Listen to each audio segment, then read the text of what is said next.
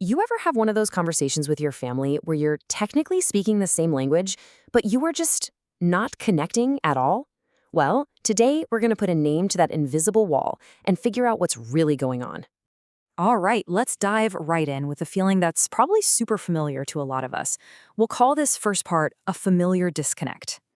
I mean, really stop and think about it for a second. It's wild, right? You're talking, they're talking, you're all using the same words. But it's like the meaning, the values, the whole world behind those words just gets lost in translation.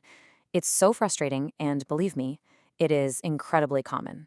So, you bring up a new job you're excited about, or maybe a slightly different way you want to celebrate a holiday, or heck, even just what you did over the weekend, and bam, what was supposed to be a simple chat just explodes into this tense, confusing argument.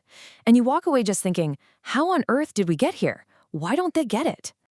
Well, that feeling, that invisible wall that seems to pop up out of absolutely nowhere, it actually has a name. And this is where it all starts to click.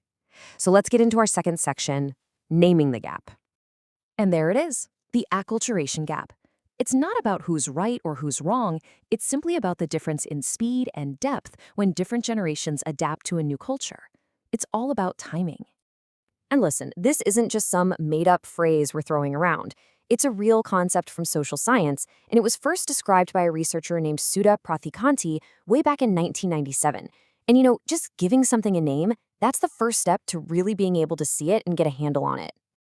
Okay, so we've got a name for it, but how does this gap actually happen? Like, what's going on under the hood? Let's break down the generational divide.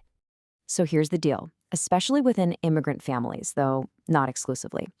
You've got different generations living together, but they are experiencing the new world around them in totally different ways. And the real kicker? It's all about the speed of change. This slide just lays it out so perfectly. On one side, you've got the younger folks. They're usually out there in schools, with friends, soaking up the new culture like a sponge. The language, the social cues, the whole shebang. But on the other side, you have the older members. They often hold on more tightly to the traditions and values from their home culture. It's their anchor, their identity. And it's so important to get this. Neither way is better or worse. They're just different. And that difference in pace is what creates the gap. So what? There's a difference in speed. What's the big deal? Well, this isn't just some interesting little theory. It has real, everyday consequences for how a family gets along. Let's look at what happens when gaps become conflicts. And this right here, this shows you the domino effect perfectly. It starts small, right? Simple communication problems. A joke doesn't land right, or a cultural reference goes over someone's head. But then that stuff starts to pile up, and it turns into these chronic misunderstandings about really deep things, like what it means to be successful, or what your duty to the family is. And if you don't talk about it, that constant friction can just erupt into these really painful family conflicts. But here's where it gets even more interesting. This whole dynamic doesn't just stay at home. The acculturation gap can pop up in all sorts of other places in our lives. This takes us beyond the family. And this is a really key point. The same exact principle can apply anytime you have people from a similar background who are just integrating into a new culture at different rates. Think about it. Workplaces, community groups, even in professional relationships. Check out this quote from Salman Akhtar. It's a perfect example. You've got a therapist and a patient, both immigrants from the same country. You'd think, perfect, same background, they'll totally get each other. But what Akhtar points out is, not so fast. They might share a culture of origin, but have totally different ideas because one has absorbed more of the new culture than the other. And that difference, that hidden gap, can create all these unexpected roadblocks, even in a professional setting that's literally designed for clear communication and trust. It just goes to show how powerful and sneaky this whole thing can be. All right, let's boil this all down. What do we really need to remember?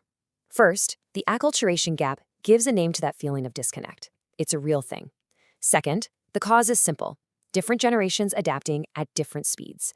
And third, and maybe most importantly, this gap isn't just some harmless quirk, it can be the quiet, hidden source of some major misunderstandings and conflicts, both at home and out in the world. And that leaves us with one final thought to chew on. The whole point of learning a new concept like this is to be able to see the world a little more clearly. So now that you have the language for it, now that you can see the pattern, take a second. Where might this hidden gap be quietly shaping the important relationships in your own life? Thanks for tuning in for this explainer.